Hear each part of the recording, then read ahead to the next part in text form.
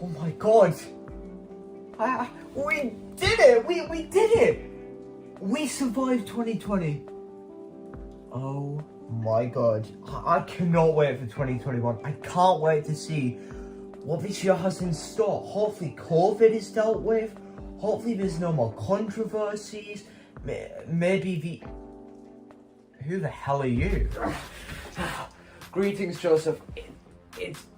It's me, Joseph, from 2022, January the 1st, 2022. Listen, I don't have much time, but 2021 is... It's terrible. Okay, I hate to be like the bearer of bad news, but he's talking about how 2021 is bad. 2023, it's even worse. I mean, we got like, what, 3-4 wars going on now. There's like, I don't know, probably another pandemic coming soon. Like, it's really bad, okay? So, yeah, Oh. Well, could you maybe explain why this show's so bad? I guess I have like a couple of minutes to spare. Here, come with me. Let me explain everything that happened this year.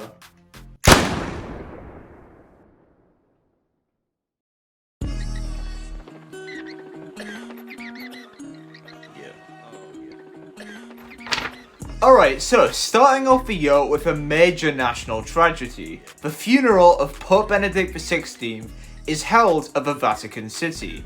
Now, I haven't seen a group of religious leaders that upset since the UK legalised gay marriage. Now, in February, the US found several Chinese spy balloons flying over the country. These balloons did get shot down, but not before China claimed that they were simply weather balloons. Now, I haven't seen a cover-up that bad since Jimmy Savile was still on the air. Also in February, we had some giant natural disasters, including a record-breaking cyclone in the Indian Ocean and a magnitude 7.8 earthquake in Turkey. There is a little bit of good news from this month, and that's that the EU decided to ban the sale of petrol and diesel vehicles in 2035. So, a little bit of waiting still, but hey, it's a positive nonetheless. In March, Xi Jinping was elected Chinese president for the 3rd time in a row. I would make a joke about this obviously being rigged, but then I would... Jesus. Now, in April, SpaceX launched the largest and most powerful rocket ever built in human history. I mean, take a look. What a monument. Oh, wait, no. It exploded 4 minutes into its launch. Great. Moving on to May, where after 3 long years, the World Health Organization ends its declaration of COVID-19 being a global health emergency. Although, I have to say, the real health emergency had to have been a day later, at the coronation of King Charles III.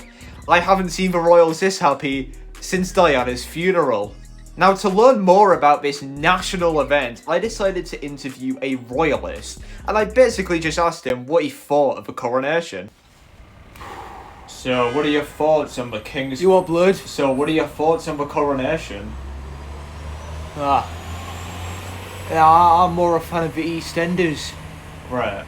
Yeah. And what are your thoughts on the Queen's death? Oh, I bloody love Bohemian Rhapsody.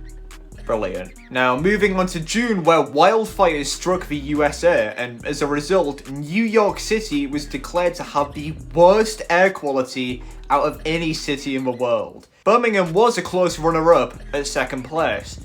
June also saw the implosion of the Titan submarine, where 5 billionaires hopped aboard the dodgiest submarine ever built. I mean, you look at like photos of this thing. How did this pass safety tests? How did it do it? Like, come on, seriously, what was the builder smoking here? Now, in light of this situation, many people jumped on the trend of making jokes about the Titan submarine explosion. I mean, come on guys, seriously, making jokes about this? I just think, how can people sink so low? And I have a couple more of these lined up. It was really soul-crushing. And my final one is... It was very depth-defying. That one doesn't even really make sense, but There you go. Okay. Moving on to July, where Greece experienced massive wildfires. Tens of thousands of tourists had to be evacuated from the country. The movie Oppenheimer was released around this time. Yeah, I had to mention it, but it sounds a bit tasteless, doesn't it? Okay. August had even more fire as the world's oceans reached a brand new high temperature of 21 degrees Celsius. Because, yeah, that's what we've all been waiting for, the ocean turning into a f***ing hot tub.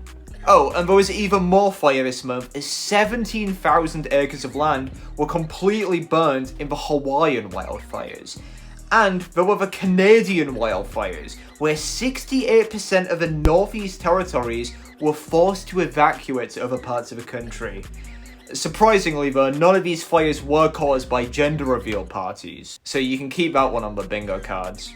September was even more fires, more awful natural disasters, and the cost of living crisis in the UK finally hit Europe as the Eurozone interest rate hit an all-time high of 4%. I mean, I haven't seen Europeans that high since the Mafia was in charge. And moving on to October, where Hamas launched an incursion into southern Israel from the Gaza Strip.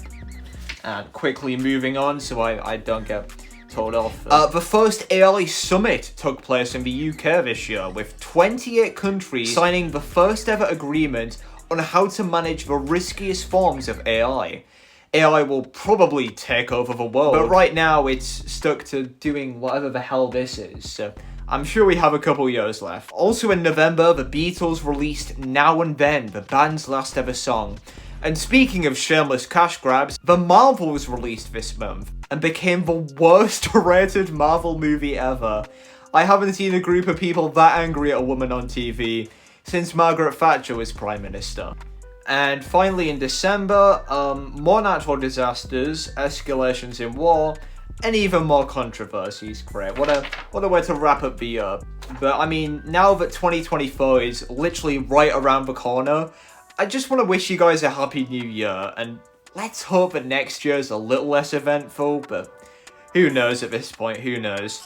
Anyways, thanks for watching, and hope you didn't get too offended.